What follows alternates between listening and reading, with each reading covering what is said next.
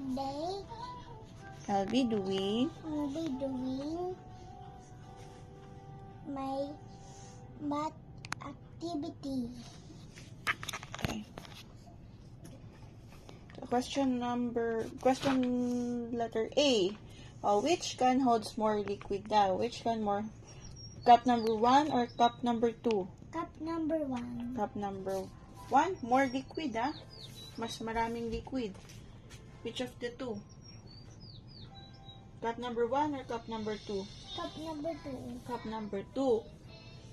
Next, which plastic bottle holds less water? Bottle number 1 or bottle number 2? Bottle number 1. Bottle number 1. Which container holds the most daw? Cup.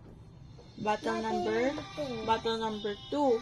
Which container holds the least? Which of the 4 containers holds the least water? Pinakakonti sa 4. Which one? Pinakakonting water.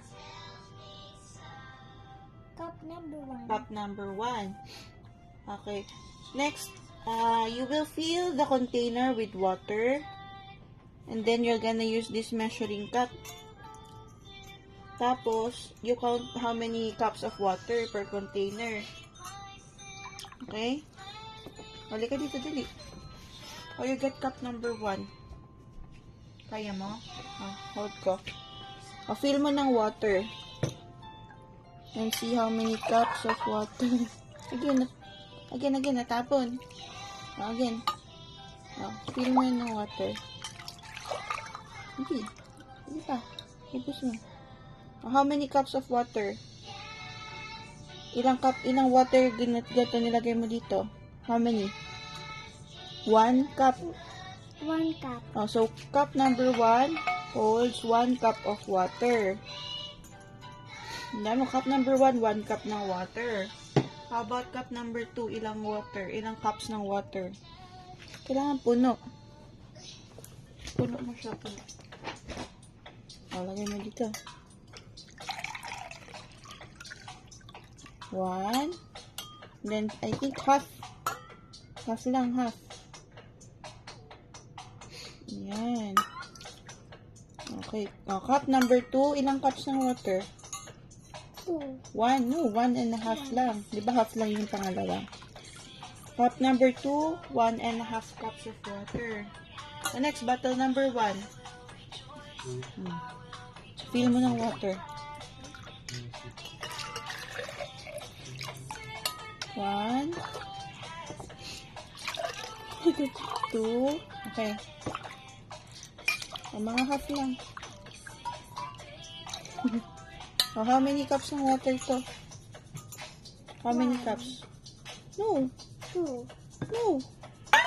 2.5. Diba? 2.5. 2.5 cups of water. Try ni Tita Lynn. Kung how many. Ganyan Hold mo Hold mo. Yan. 1, 2, and then, mga half lang. Ilan? 2 and 3. 2.5 lang, kasi hindi naman full 2.5 cups of water. Bottle number 1 holds 2.5 cups of water. How about bottle number 2? Fill mo ng water to. Shoot mo. Lahat.